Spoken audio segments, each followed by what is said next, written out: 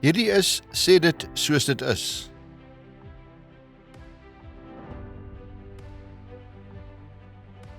Prof Koos Malang. Koos, baie welkom. Baie dankie Gerard, baie dankie vir die uitnodiging. Dit is inderdaad aangenaam om in jou geselskap te wees. Koos, ons praat sommer 'n klomp goeters wat gebeur. 'n Groot ding wat gebeur is die verwikkelinge in die regering van nasionale eenheid. Trump is in beheer van die FSA. En die wêreld is nie heeltemal dieselfde meer nie. Gaan daaroor praat en dan dalk so 'n paar onsinnighede waarmee die regering hulle besig hou en wat ons raak. As ons praat regering van nasionale eenheid, dan begin ek deur dit vir jou te sê. Ons het laas jaar het hierdie regering tot stand gekom.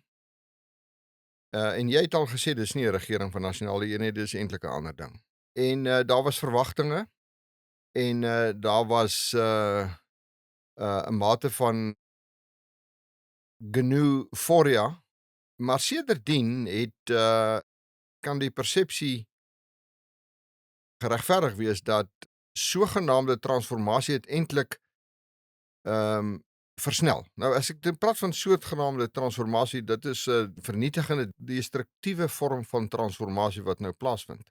'n land, 'n plek moet transformeer altyd. Jy moet aanpas by tye, maar wat hier gebeur is 'n ander ding. Dis destruktief. Maar dit het vinniger gegaan.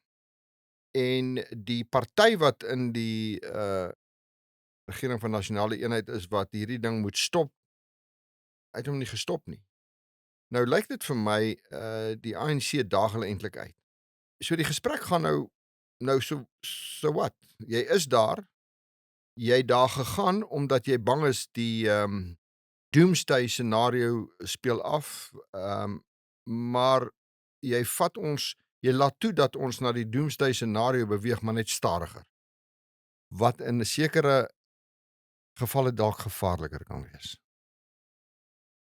Vertel ons wat gebeur, Koos. Ja, Gerard, ek is baie bly jy verwys na, of skoon dit nou selfverwysend is, dat jy verwys na my beskrywing by 'n vorige geleentheid en talle goed wat ek ook geskryf het, en ek hou trouens vol daarmee, dat ons het nie 'n regering van nasionale eenheid nie. Ja. Daar is nie 'n RNE of 'n GNU nie.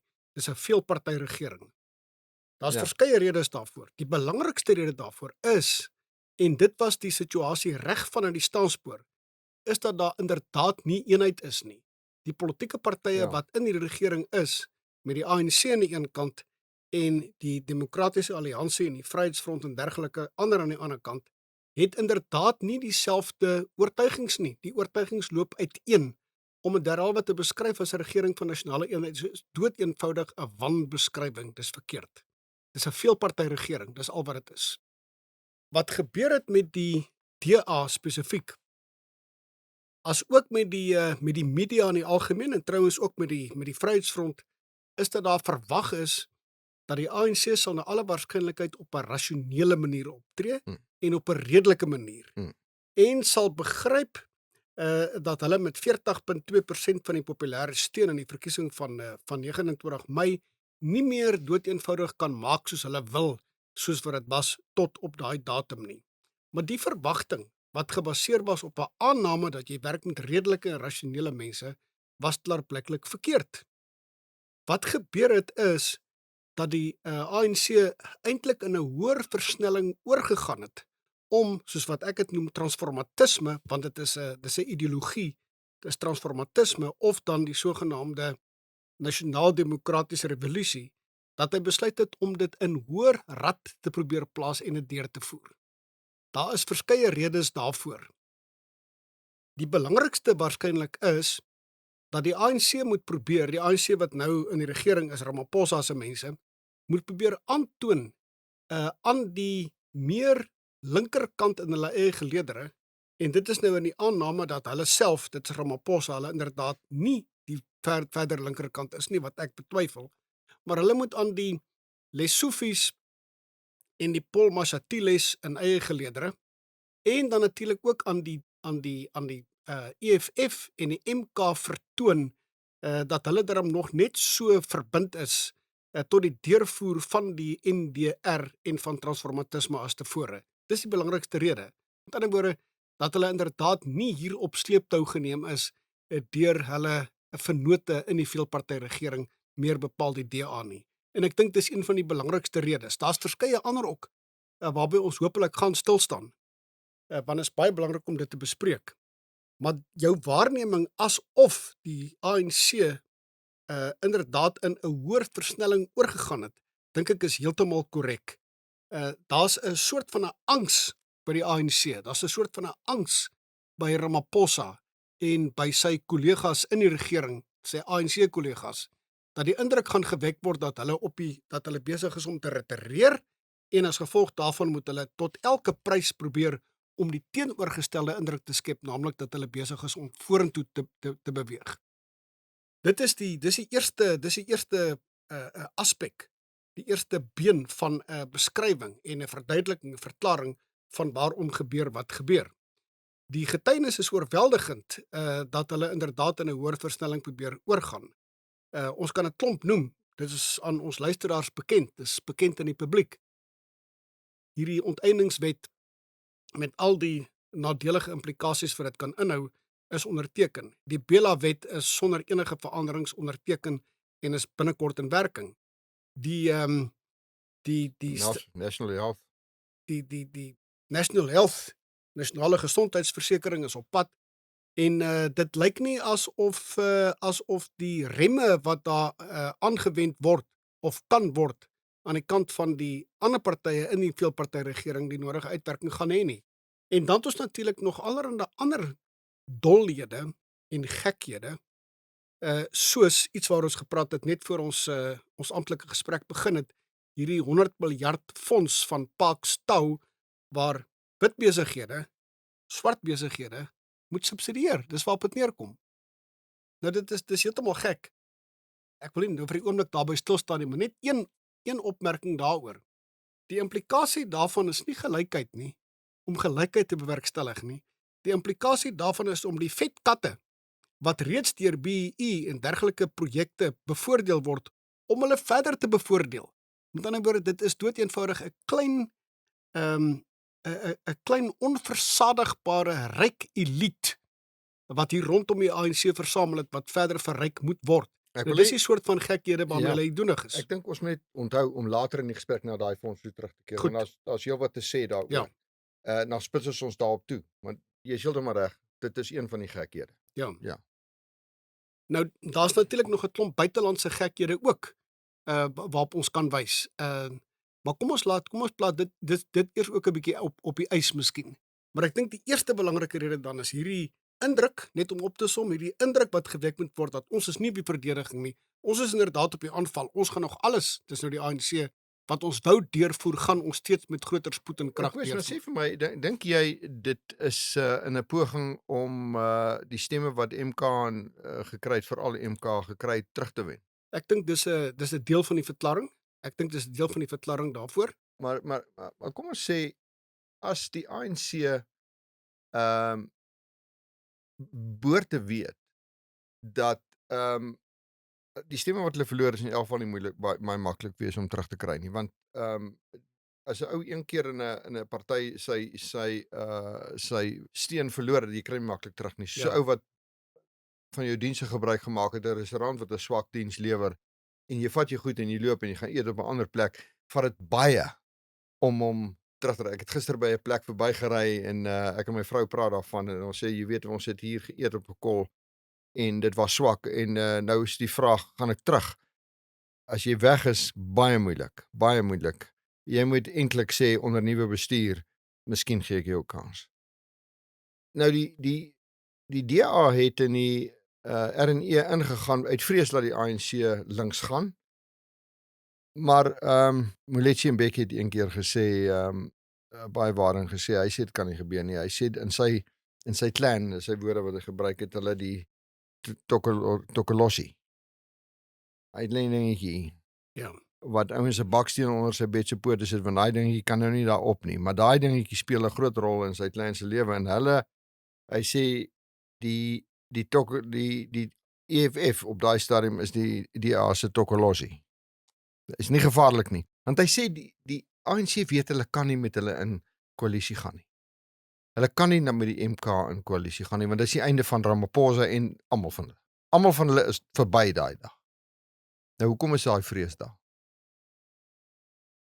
Ek dink die DA oordeel die ander partye, die ander formasies, dit is nie regtig partye nie, is eintlik iets heeltemal anders as partye, die EFF en die MK, aan die hand van hulle openbare verklaringe en aan die hand van hulle sogenaamde beleid en is op grond van hulle beleidsverklaringe bevrees dat sou hulle in 'n regering inkom saam met die ANC, dit inderdaad die oordeelsdag wees. So ek dink dis doeteenvoudig 'n poging tot 'n rasionele beoordeling van die beleid van die ander formasies ten einde te voorkom dan dat daai beleid uitgevoer word, gaan hulle vir die opsie om eerder maar saam met die ANC in hierdie regering in te gaan ten einde daai oordeelsdag scenario te verhoed.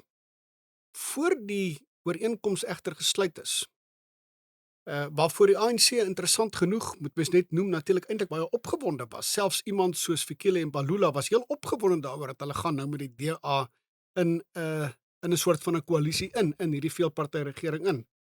Maar een van die politieke kommentators en iemand aan wie mens altyd baie aandag kan gee, Frans Cronje, het inderdaad die siening gehuldig dat die DA dit eintlik nie behoort te doen nie. Laat die ANC dan nou inderdaad saam met die EFF ingaan en laat hulle dan nou hulle maak 'n maak wat hulle in elk geval op hierdie oomblik besig is om te maak. Vir die rekord is ook my standpunt van toe af en jy het dit gehoor dat ek dit uitgespreek het. Ja. Ja, ek sê maar net. Inderdaad so. Nou ek self was van mening dat die DA se opsie om met die ANC in te gaan is die regte opsie.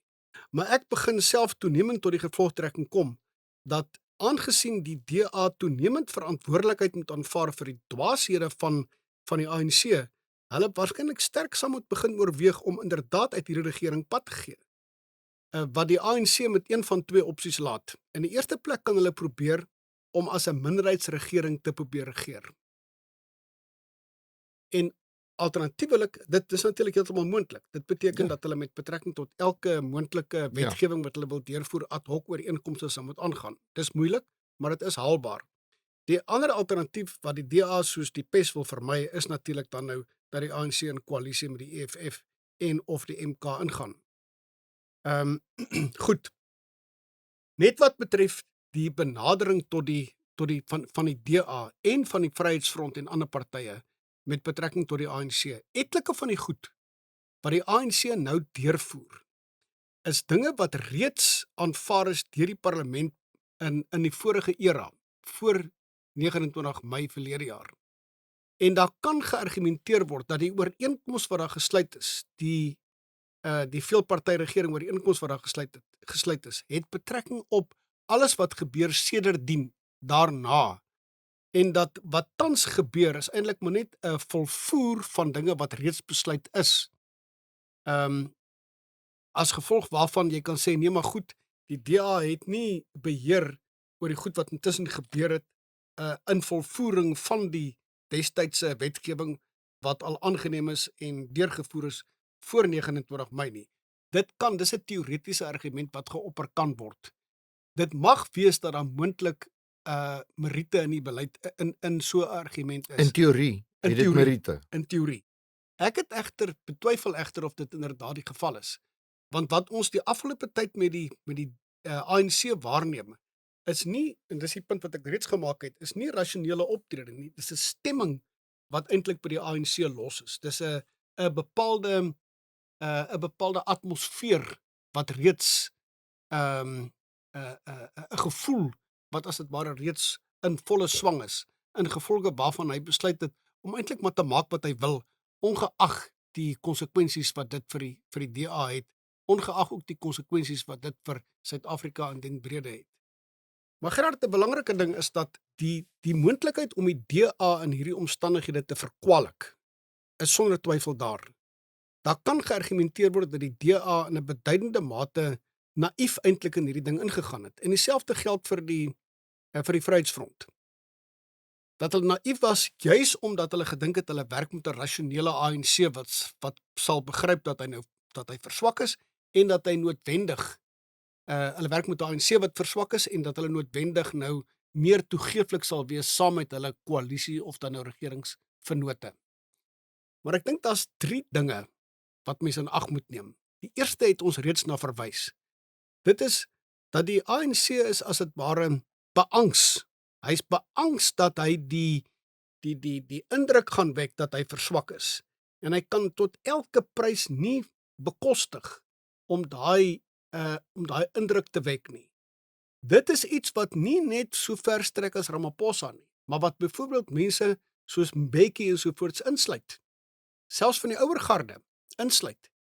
Kyk, wat gebeur het? In 1994 was dit vir die ANC 'n belangrike, soos wat hulle dit noem, 'n deurbraak. Dit was 'n deurbraak. Dit was 'n regeringsdeurbraak. Maar op die regeringsdeurbraak moes steeds die ideologiese volvoering volg. En dit is ondenkbaar om te oorweeg dat 'n ideologiese rigting wat strydig is met transformatisme, strydig is met die nasionaal-demokratiese revolusie se oogmerke, hoegenaamd 'n vastere plek kan kry. So, dit is as gevolg daarvan wat ons hierdie eienaardige optrede het van die ANC om eienaardig vanuit ons oogpunt om eintlik in hoër versnelling oor te gaan om hierdie dwaashede kwyt te raak en hierdie dwaashede te doen wat hulle doen. Maar daar's 'n ander tweede faktor wat mynsiens baie belangrik is. En gisterand toe ek oorweeg dat ons nou vanoggend gaan praat, het ek gedink, wat is die aangewese term hiervoor? En ek het 'n term hiervoor wat ek graag aan die hand sal wil doen. Dis nie 'n vriendelike term nie. Ek noem dit psigopolitieke versteurdheid. Dit impliseer dat jy besig is om dat 'n persoon of 'n party wat daaraan lei eintlik 'n bepaalde graad van gekheid ingegaan het. Hy's versteurd. Nou as jy versteurd is die implikasie dat jy verstaan nie jou omgewing nie, jy verstaan nie jouself nie en jy het 'n wanopvatting oor jouself. 'n wanopvatting onder andere oor hoe sterk jy is of oor hoe swak jy is. En ek dink dis 'n ou ding by die ANC en dis iets wat as dit ware nou baie sterk op die voorgrond tree. Wanneer jy werk met so 'n mens wat ly aan hierdie vorm van versteurdheid, het jy te doen gewoonlik met 'n swak mens, maar met 'n gevaarlike mens, juis omdat hy sy omgewing nie behoorlik kan pyl nie. En wanneer jy te doen het met 'n party of 'n regering van so 'n aard insgelyks, hy's verswak, maar hy's gevaarlik. En 'n belangrike ding is, die ANC is as dit ware in 'n 1994 tydskapsule. Ons moet net onthou hoe belangrik Suid-Afrika was en hoe onmeetbaar belangrik die ANC was in 1994. Hy was die prins of die prinses of die koningin of wat ook al van die wêreld. Suid-Afrika onder die ANC en spesifiek die ANC het geweldige applous gekry. En dit is as dit ware asof die ANC nie begryp dat 'n tydperk van 30 jaar verloop het waarin hulle 'n ongekende mislukking van Suid-Afrika gemaak het. Dit was baie moeilik vir mense wat linksgesind was in Suid-Afrika, wit en swart, om tot deur te dring. Mense het dit moeilik besef. Dit was natuurlik nog moeiliker vir die applausgewende buitelanders in die Verenigde State, in Europa en in China en waar ook al om dit te besef. Maar geleidelik het dit deurgedring. En dit het as dit ware hier teen 2015, 2016, 2017 op die hoogtepunt van staatskaping het daai ding tot die wêreldgemoed deurgedring. Dat Suid-Afrika het inderdaad daai hoë aansien wat hy gehad het in 1994, het hy totaal en al verspeel. Daar's 'n hele geskiedenis en daar's 'n enorme katalogus van gebeure wat 'n mens kan noem hoekom dit gebeur het. Maar in kort, in een sin saamgevat, dis die verwoesting van die Suid-Afrikaanse staat. Maar hulle kan dit nie begryp nie. Nou ek wil tog net op enkele aspekte wys van hierdie ding. As jy van mening is dat jy's inderdaad nog die belangrike akteur, plaaslike en buitelandse politieke akteur wat jy in 1994 was, en dat jy het steeds geregtig op die wêreld en plaaslike applous, wel, dan gaan jy steeds optree asof dit 30 jaar gelede is. Nou maak jy 'n groot bespotting van jouself. 'n Absolute bespotting. Nou, Ek dink ons moet net kortliks net noem wat die afgelope tyd gebeur het. In die eerste plek het die wêreld heeltemal verander. Maar die ANC lees die veranderinge heeltemal mis. Suid-Afrika het 'n klompie jare gelede lid van BRICS geword. Die Suid-Afrikaanse regering onder die ANC verstaan nie BRICS nie. Hulle dink BRICS staan onder die leiding van China. Nou inderdaad staan hy onder die leiding van China. Maar onder die leiding van China is dit nie een of ander militêre en of ekonomiese alliansie wat noodwendig vir almal wat tot die BRICS-state behoort, wat hulle onder beskerming gaan neem en hulle gaan beskerm teen enige iets of enige iemand anders nie. China is nie in staat om dit te doen nie en stel uit die aard van die saak ook nie belang daarin om dit te doen nie. Indien Suid-Afrika homself baie ongewild maak, indien die Suid-Afrika onder die ANC hom ongewild maak teenoor Europa, teenoor die Verenigde State, en Suid-Afrika kry pak sla as gevolg daarvan, soos wat ons die afgelope 24 uur van kennis geneem word, dat die Amerikaanse regering onder Trump nou eintlik sanksies gaan instel teen Suid-Afrika, want dis waarop dit neerkom. Dan moet jy weet, China gaan jou nie help nie. China gaan kyk, wat is die aard van die stappe wat gedoen word, en hy gaan vir homself die vraag afvra, watter voordeel of nadeel gaan ek ly of behaal, indien ek Suid-Afrika van hulp gaan wees. Want hy gaan nie van Suid-Afrika van hulp wees nie, want China gaan homself daardeur benadeel. Al wat China sal doen, is om in 'n sekere sin in die plek van Amerika te probeer tree, wat enorme hulp aan Suid-Afrika verskaf. Dit kom eintlik nou regtig aan die lig in watter mate die Verenigde State die afgelope 30 jaar Suid-Afrika in 'n minder of meerdere mate gedra het, en dit lyk of dit nou op 'n einde is. Maar China sal doeteenvoudig in die plek van die Verenigde State tree, nie as 'n hulpverlener nie, maar doeteenvoudig as 'n uitseier. En wanneer ek dit van die Chinese regering sê, hy optree as 'n uitseier, beteken dit nie ek vel een of ander nadelige oordeel oor hulle nie. Dis wat lande doen, dis wat regerings doen. Hulle tree op tot hulle voordeel. Is nie 'n maatskaplike instelling nie, dis 'n politieke instelling wat tot sy eie voordeel optree. So dis die eerste ding. Die Suid-Afrikaanse regering, die geld wat die FSA gegee het tot nou toe, maatskaplike hulp, mediese hulp, baie klomp goeders. Dis nie lenings nie. nee, Dis ons gee dit vir jou. Mala, China doen nie dit nie. nee, Hy koop iets dis reg. en ons betaal jou af. Ja. Maar op die kort termyn kan 'n regering daai goed weggee. Soos Sri Lanka hawe weggegee. Ja, Dit lyk goed op die kort termyn, want die goed hou nog aan funksioneer. Dis net later wat jy op ons vleis opeis en sê maar dit is eintlik myne. net so. En dan begin die implikasie eers Dis deurkom. reg. En dis 'n gevaar, want hulle kan sê ons het nog die geld, maar die kontrak wat gesluit is, wat in ruil gegee word vir daai geld, die word nie aan die publiek geopenbaar. Ja. Nou Gerard, dis nou maar die eerste ding. 'n Tweede interessante ding wat ek graag wil noem, wat ek graag op wil wys, wat insgelyks dui op hierdie versteurde toestand, hierdie geestelik politiek versteurde toestand. Ja. Suid-Afrika gee hoog op oor sy, soos wat dit dikwels genoem word, Suid-Afrika onder die ANC, oor sy sogenaamde leierskap van die G20 vanjaar, aangesien die G20 in November hier in Johannesburg gehou gaan word, G20 beraad. Suid-Afrika is nie die leier van die G20 nie. Ja, is bloot hulle beurt. Dis sy beurt om voorsitter te wees, Ja. soos wat dit volgende jaar die beurt van die Verenigde State is. Nou, dis die eerste ding. Die tweede ding is, G20, vir sover as wat Suid-Afrika daaraan behoort, is 'n wanbenaming. As jy gaan kyk na die bruto nasionale produk van die lande wat tot die G20 behoort, dan sien jy dat Suid-Afrika is nommer 40.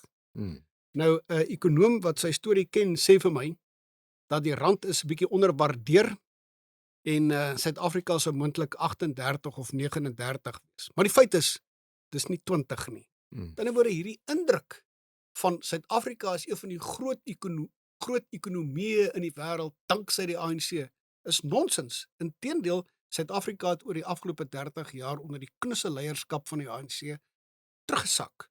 Maar Ramaphosa, wat na my mening een van die een van die gevalle is wat die ergste aan hierdie versteurdheid lê.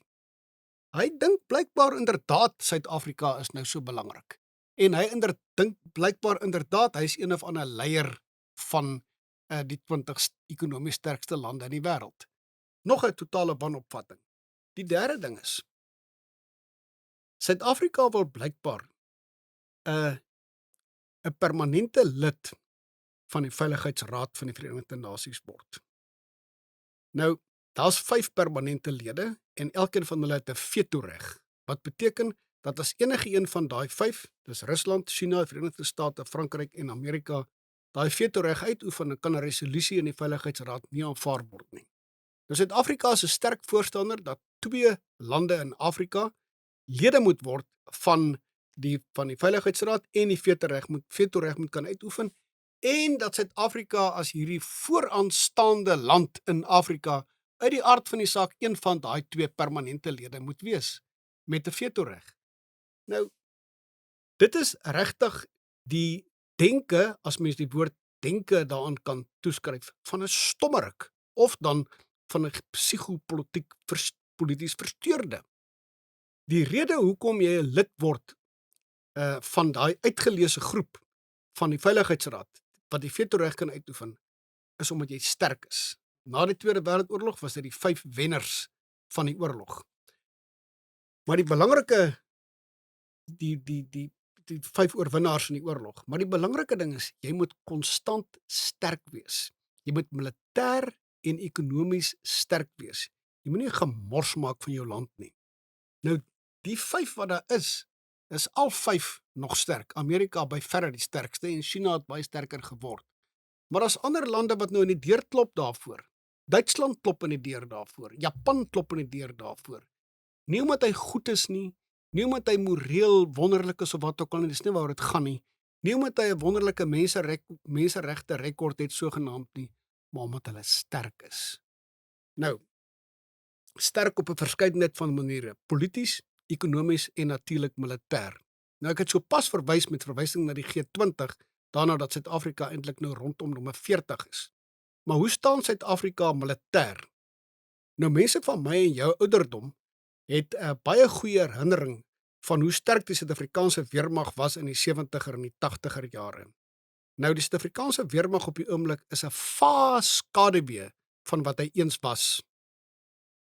Gister se rapport praat daarvan dat Paul Kagame van Rwanda het nou, en dis 'n kostelike gebeure. Paul Kagame het Suid-Afrika, daar was 'n skermutseling gewees, 'n diplomatieke skermutseling op X tussen Ramaphosa en Paul Kagame.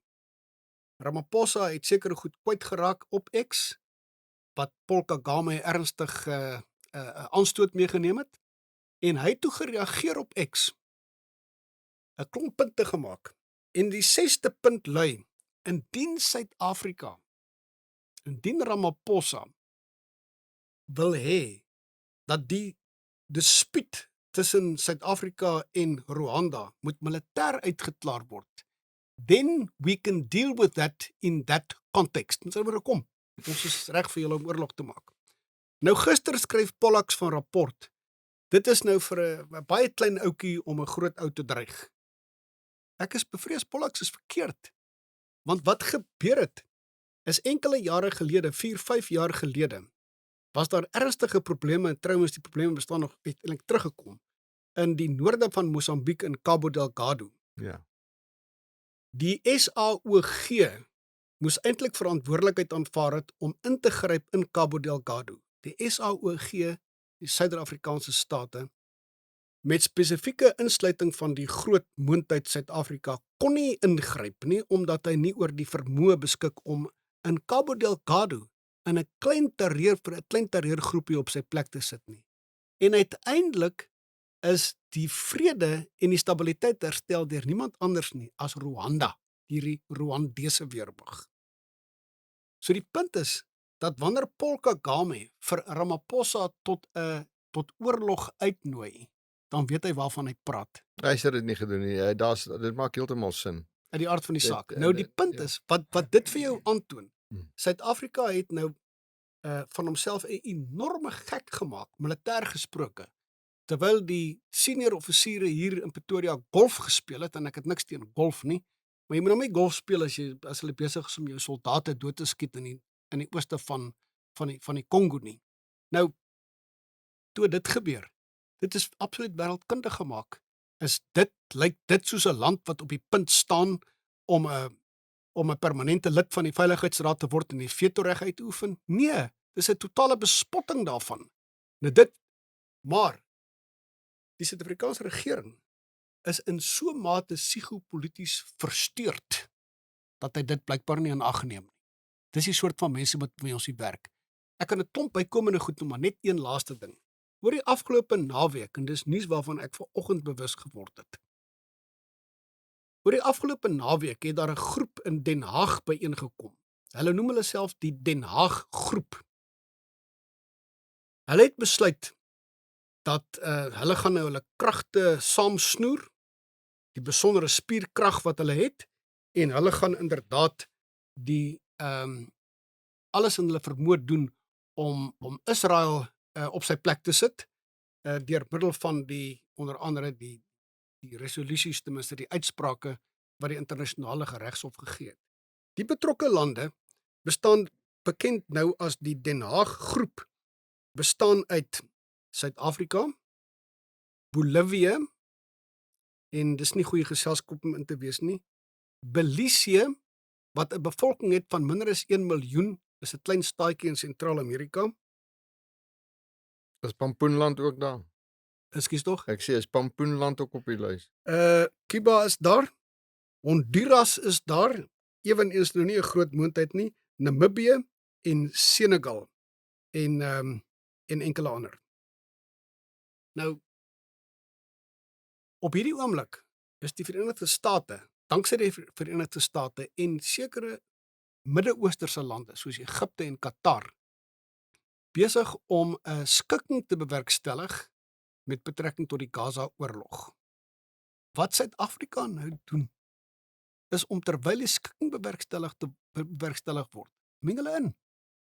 Meng in hierdie geselskap. Nou dit is werklik waar dwaasheid en seker geen beter bewys van hierdie psigopolitiese versteurdheid kan genoem word as presies dit nie. Nou, Ronald Lamola en Elwin Botha of Bouts, die adjunkminister van buitelandse sake, hulle is skynbaar onder die versteurde indruk dat hulle hiermee invloed kan uitoefen. Net soos wat hulle onder die indruk was verlede jaar hierdie tyd, toe die ANC se groot saak in die internasionale regshof gebring is, dat die internasionale regshof beskik oor 'n bepaalde vermoë. Dis nie waar nie. Die internasionale regshof beskik slegs oor vermoë indien daar sterk state is wat sy sogenaamde bevele sal afdwing. So, laat ek net hierdie punt afsluit.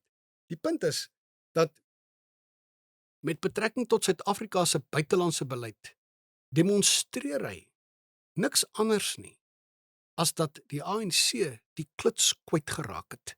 Dit is hoekom jy hierdie eienaardige plaaslike en buitelandse manavales het. Antiques, soos die Engelse sê.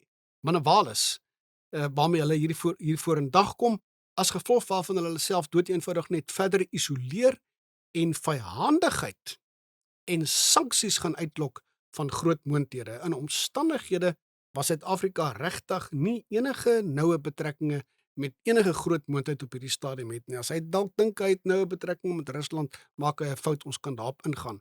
Maar allermins met die een groot tier wat hier rondloop, en dis die Verenigde State tans onder 'n moeilike Donald Trump. Ek wil jy onthou, het jy Lion King gekyk toe Lion King, Ja. Onthou jy Scar is mos nou die ander leeu, Ja. nee? En onthou jy sy soldate, daai eenetjies wat so marseer? Ja. Jy onthou hulle? Nou, die ANC herinner my baie aan daai ouetjies. Nee, dis hulle stap daar rond, maar dit beteken eintlik niks. Maar my probleem is met die ou wat met hulle ooreenkoms sluit. Wat dink jy as jy met so 'n instansie 'n ooreenkoms sluit? Ek neem jou kwaadlik, want wat is dit werd? Wat en om jou woord te gebruik, wat is die waarde van 'n ooreenkoms? En dit is die RNE 'n sekere ooreenkoms. Ek meen dit is vervat in 'n Dis nou ooreenkoms. vat in die ooreenkoms. Uh wat sê dit van jou as jy met 'n psigopolitiese versteurde persoon 'n ooreenkoms sluit? Wat dink jy, waar gaan dit uitloop? As ek met 'n krimineel 'n ooreenkoms sluit om vir my en my gesin 'n langtermyn beter bedeling te bewerkstellig, dan moet ek mos vir myself sê dit is nie standhoudend nie. Dit kan mos nie uitwerk nie. Ek moet anders te dink oor die probleem. Want as die maffia aan my deur klop en vir my sê Gerard, ons gaan sekere stappe neem hier waar jy jou perseel hou. Ons wil sekere geld van jou extract elke maand. En as jy dit nie doen nie, dan gaan ons jou skade doen. Maar sluit 'n ooreenkoms met ons en ons sal die aanklop en ons sal elke maand ons paar rand kom haal. Dan het ek 'n besluit wat ek moet maak. Ek moet sê ek kan dit doen. Dit gaan vir my vir 'n maand of 2 gaan hulle daai 5000 aanvaar en maar ek moet mos nou weet dit gaan nie daar bly nie. Ek moet mos weet dit is nie die oplossing nie. Ek moet 'n ander oplossing kry. Maar die oplossing is nie in verhouding met hierdie instansie nie. Nou, die persoon, hier is my vraag. Wat dink die persoon wat met hierdie instansie 'n ooreenkoms sluit? Wat het hy gedink sal die uitkoms wees hiervan? En wat dink hy vandag nog, wat is die langtermyn ooreenkoms? En ek het dit al dikwels die stelling gemaak. Vinnige verval, die Frans Cronje scenario. Laat hom doen sy ding doen. Maar ons loop, hier's 2 scenario's. Hier maak ons die besluit en daar's vinnige verval. Die rand word R1000 op 'n dollar. Dit kan gebeur. Vinnig. Maar ons kan iets doen. Oor 5 jaar gebeur dieselfde ding. Ja. Maar dan het ons geen vermoë meer. Dan is ons finansiëel geruïneer. Ons is in ons denke beperk. Ons kan nie meer nie. As jy wil droogmaak, maak hom nou. Doen hom nou. Moenie wag, want ons is besig om stelselmatig te verswak aan mekaar. Wat sê jy hiervan? Ja. Gerard, in Junie maand verlede jaar was daar na alle waarskynlikheid wat my betref goeie rede om 'n ooreenkoms te sluit. Jy kon aanvaar dit. Jy het rede gehad om te aanvaar dat hierdie dier met wie die ooreenkoms aangaan, bekend is die ANC, in dermate verswak is en dat hy te gelykertyd op 'n redelike en rasionele manier gaan optree en dat jy hom tot ander insigte kan dwing en 'n bietjie in 'n ander rigting stuur. Te gelykertyd kon jy aanvaar het dat jy gaan bepaalde ministers so sekere poste kry in die departement van binnelandse sake en in die departement van landbou ensovoorts en dat jy daardeur byvoorbeeld die hele wanadministrasie wat BEE is in 'n ander rigting kon stuur. Maar nou daar intussen 7 maande verloop. En ek dink die 7 maande het vir ons gewys, eintlik deur en deur, dat hierdie dier is inderdaad hierdie psigopolities versteurde met wie jy jou nie kan vereenselwig nie en op wie jy nie kan vertrou nie. En dat jy inderdaad maar liewers moet onttrek sodat jy in die eerste plek kan verhoed dat jy presies in die scenario sal beland presies wat jy geskets het.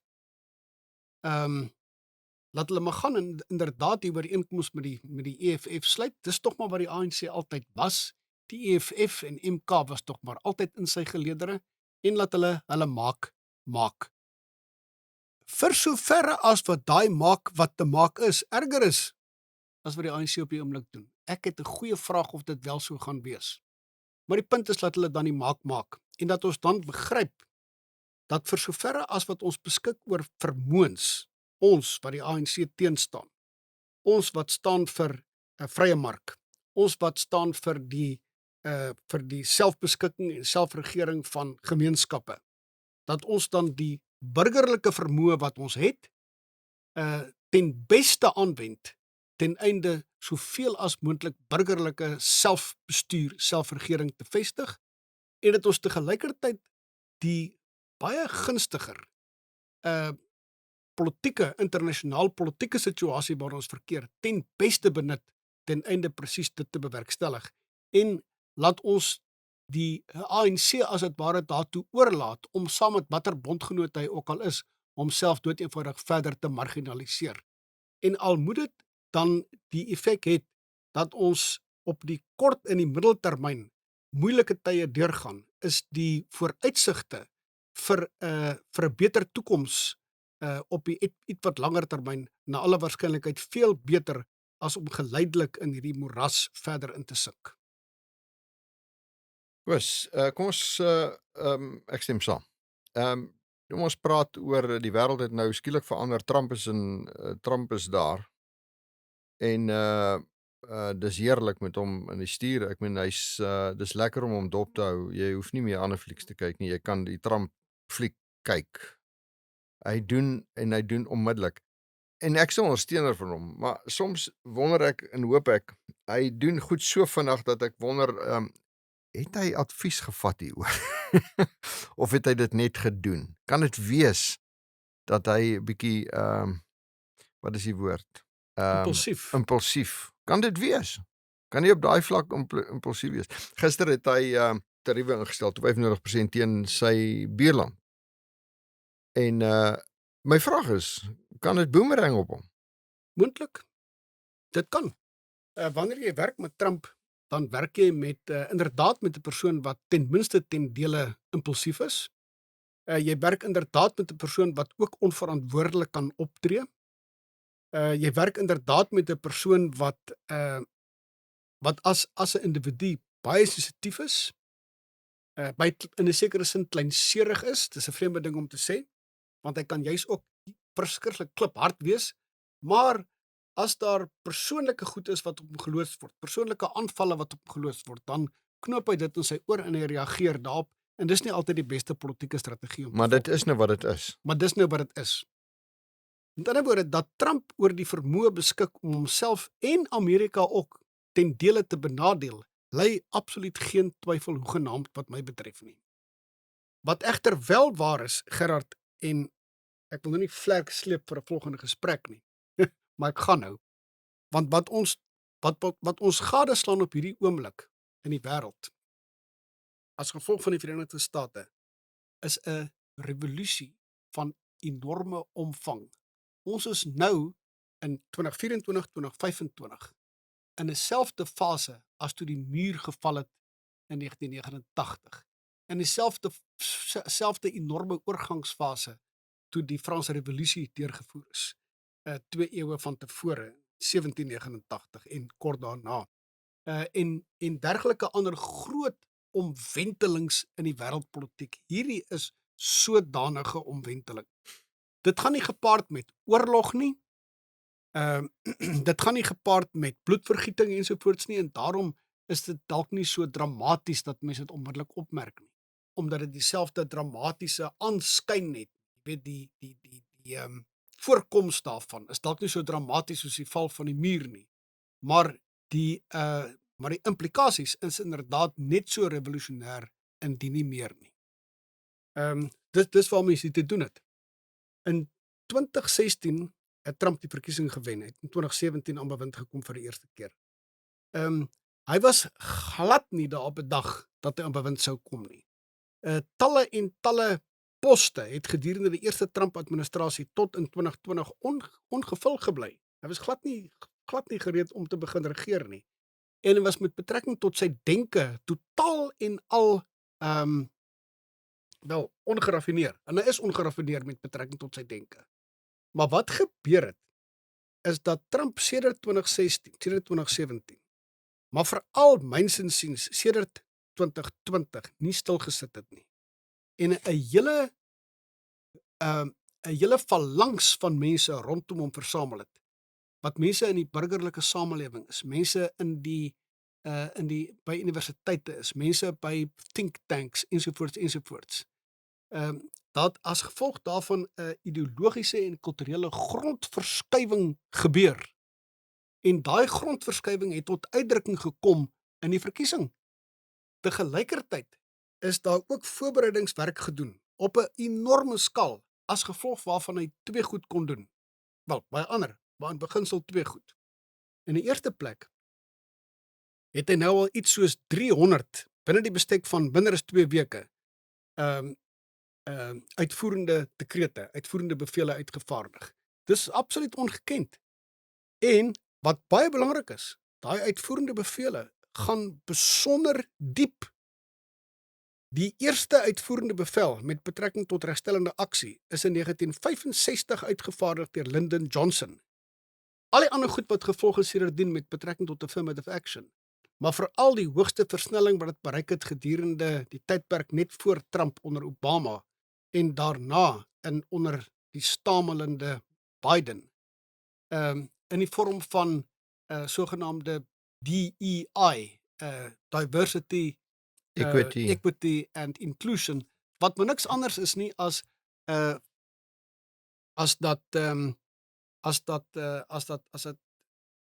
alle forme van elementêre common sense wat by gewone mense bestaan en wat in die westerse beskawing oor al die eeue bestaan het, is omvergewerp terwille van werklikbaar geklike idees wat selfs basiese meriete omvergewerp het, as gevolg waarvan, wat jy ook in Suid-Afrika natuurlik kry, dis hoekom Suid-Afrika die land van die ongeluk is. Dis nie die een na die ander ongeluk wat gebeur. Jy weet, mens kan in detail op ingaan. Ek het bietjie geskryf daaroor in 'n paar artikels. So dis die eerste ding wat gebeur.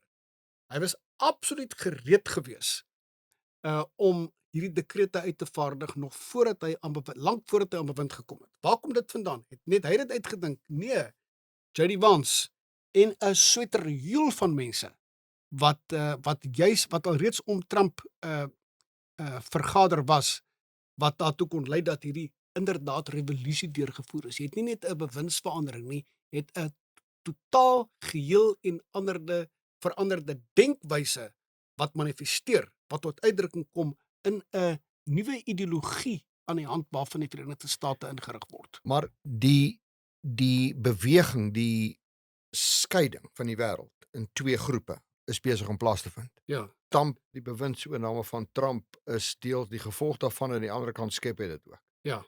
En Europa gaan daarop reageer. Europa is al oor 'n lang tyd besig om Ons kan nou kyk hoe lyk die Duitse verkiesing op die 23ste Februarie. Italië, Frankryk, Engeland selfs. Selfs Engeland. Ek meen mense is deur die wêreld moeg vir hierdie goed. Dit is malligheid wat plaasvind in die wêreld. Maar nou kom ons praat nou sy reaksie op Suid-Afrika. Ja. En ons het al daaraan geraak. Hier's die vraag. As ons vra wat's goed vir ons? Ons wat Trump het nou uitspraak gemaak, hy sien wat hier gebeur. Ons wat aan die kortste intrek met regstellende aksie. Absurd, malligheid.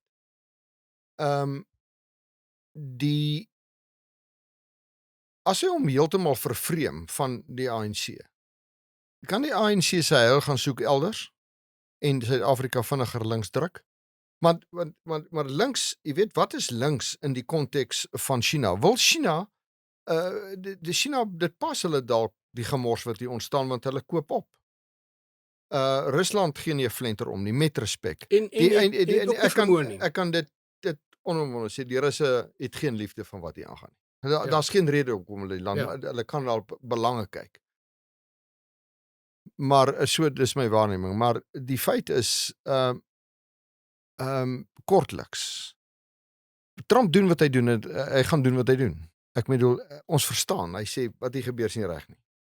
En julle kan nie ons geld vat en so terloops wat Suid-Afrika doen in die met die afdwinging van die bevele van die internasionale geregshof. Ek meen dis 'n doodskoot, selfmoord. Absoluut. Ek meen dis selfmoord. Ek meen dit is selfmoord, onsinnig onnosel. Maar en Amerika gaan reageer daarop. Is dit goed? Is sy reaksie hierop op hierdie manier, is dit goed of nie? Kortliks. Ek meen, ek geniet dit. Maar ek dink, meneer Trump, miskien moes jy my net gebel het, nou vir gesê het, wil jy het net so 'n bietjie stadiger. Maar terwyl ons hom geniet, is dit goed vir Suid-Afrika in die langtermyn. wat se reaksie gaan op? Dryf dit die ANC, bring dit die ANC tot ander insigte en sê, "Wow, wag 'n bietjie, ons moet hierdie ouens in ag neem," of sê hulle, "Oh ja, we don't care." Dit lyk asof hulle nie omgee nie, want ek meen hierdie besluit wat gister gekom het oor die internasionale geregshof is binne die konteks van wat Trump gesê het. Ja, Dis asof hom uitdaag. ja. Dit is hoekom ek praat van gekheid. Dis hoekom ek praat van die versteurdheid. Ek dink wat na alle waarskynlikheid gaan gebeur is twee goed.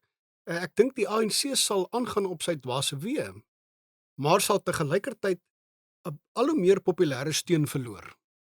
Die gewone ou, ook die gewone swart persoon gaan sien, maar ek ly skade as gevolg van wat hierdie gek regering doen. Dis die een ding. Aan die ander kant gaan die publiek in Suid-Afrika ook skade ly. Dit ly ook ons, dit ly mense, dit sluit ook mense in die privaat sektor. Dit sluit ook mense in besigheid. Dit sluit ook mense wat behoort tot die Ja. minderhede. Maar dit is doeteenvoudig dis nie vir ons nuut nie. Dis nie vir ons nuut nie. Ons ly tog per slot van rekening die afgelope 30 Oh jaar ja, toenemend ja. skade as gevolg So dit daarvan. is net 'n vinnige intervensie terwyl die stadige verval in elk geval plaasvind. Dis reg. Die belangrike ding is, ons het die afgelope tyd geleer en ons het baie ervaring daarvan opgedoen. Die feit dat ek en jy hier met mekaar sit en praat, is getuienis van 'n enorme kragtige burgerlike samelewing en 'n privaat sektor wat na vore getree het. Langs en ten spyte van die staat. En ons heil lê absoluut daarin en om te gelykertyd ons eie vermoëns al hoe verder uit te brei om vindingryk te wees ten aansien daarvan en terselfdertyd orals in die wêreld behoorlike bande op te bou. En as dit nou is met Rusland en of dit nou is met Amerika natuurlik in die eerste plek en of dit is met China, dan bou ons bande met al daai mense op. Suid-Afrika moenie vir hom hier gaan skaar net by een groot moondheid nie, maar moet net goed besef dat almal sien raak. Die Chinese en die Russe almal sien raak met watter psigopolitiese versteurdheid jy in Suid-Afrika te doen het en weet tog maar al te goed dat hulle kan dalk voordeel daai trek uit die gevolge daarvan, maar nie op grond van 'n bondgenootskap nie. Laaste ding. Ek het gesê ons praat gou oor Pakistan se 100 biljoen. Jy het jou uitgespreke oor, maar kom ek verduidelik iets wat jy dalk weet. Daar is binne die BEE wetgewing 'n reëling dat jy 'n besigheid wat nou aan al hierdie maatreëls wil voldoen, moet 3% vir 'n swart besigheid gee. Wat is daai 3%? Dis na jou netto wins na belasting. Dis 'n klomp geld. Ja. 3% moet jy gee vir 'n besigheid, 'n swart bemagtigde of bemagtigende besigheid. Maar wat besigheid doen daarmee? Hulle kies 'n besigheid wat aan hulle 'n diens verskaf. Hulle sê jy is 'n betroubare verskaffer van 'n diens of ek kan by jou aankoop, jy verskaf 'n goeie produk, so ek vat hierdie geld, ek gee dit, ek bemagtig jou om aan my 'n produk te verskaf. Maar dit is swart bemagtiging. Ja. Pakistan sê nee, jy kan nie dit mee doen. Jy moet daai geld vir ons gee. Jy moet daai geld kom stort in hierdie 1 biljoen rand fonds. En dan sal ons besluit aan wie ons dit gee. En hulle sê dat wat hulle wil doen is hulle wil dit in die platteland swart besighede daarmee bevorder, bemagtig. Nou hulle dink dat jy bemagtig 'n besigheid deur vir hom geld te gee. Nou dit is die vinnigste manier om 'n besigheid te ontmagtig. 'n Besigheid, die swaar kry van besigheid is soos daai mot in die kokon. Daar wat jy stoei en jou vlekkie sterk maak daar binnekant. As jy daai kokonnetjie oopskeer, maak jy die mooitjie dood. Die ANC gee vir besigheid geld en hulle dink hulle help hom nie. Hulle maak dit, nou sê ons bemagtig jou vinniger. Daar is nie so ding soos vinnige bemagtiging van 'n entrepreneur nie. 'n Entrepreneur swaar kry en misluk is deel van die entrepreneurial development, ontwikkeling. So wat die ANC sê, so tegnies, as jy 'n bandemaatskappy het wat in jou goeie bande verskaf en jy sê ek gaan vir jou en jy doen dit goed. Ek gaan nou vir jou ek gee vir jou hierdie 3% net profit na belasting. Daar's dit. Ek wil dit nie doen nie, want dis simpel in besigheid. Ja. Dit werk nie so nie, maar dis nou die reëling wat hulle doen. Nou gaan ons in tegnies, teoreties, gaan jy nou dit nie meer gee vir daai ou nie. Jy gaan nou vir Parkstou e-mail stuur en sê vir hom, sal jy vir my 'n bandevervaardiger kry asseblief meneer. En dan gaan hy, man, hulle kan nie 'n toilet herstel in 'n staatsgebou nie. Hy moet nou jou bandevervaardiger word. Maar Parkstou het nog nie daaraan gedink nie, want hy het nog nooit in sy lewe 'n besigheid tot stand gebring. Hy verstaan nie hoe dit werk nie. Net jou kommentaar en dan sluit ons af. Ja, Gerard, dit is insiggewend wat jy sê, is insiggewend vir my. Dis nie my veld in die eerste plek nie. Tog wil ek net vir jou 'n klein bietjie korrigeer. Dit is dat So op die lig sommer. Parkstou het aan iets anders gedink. Dit is Parkstou het gedink, hoe kan hy sy pels Ja, in die natuurlik. departement van handel en nywerheid bevredig. Hulle onbevredigbare geldlus bevredig. Ja. Dis waaraan Parkstou gedink het.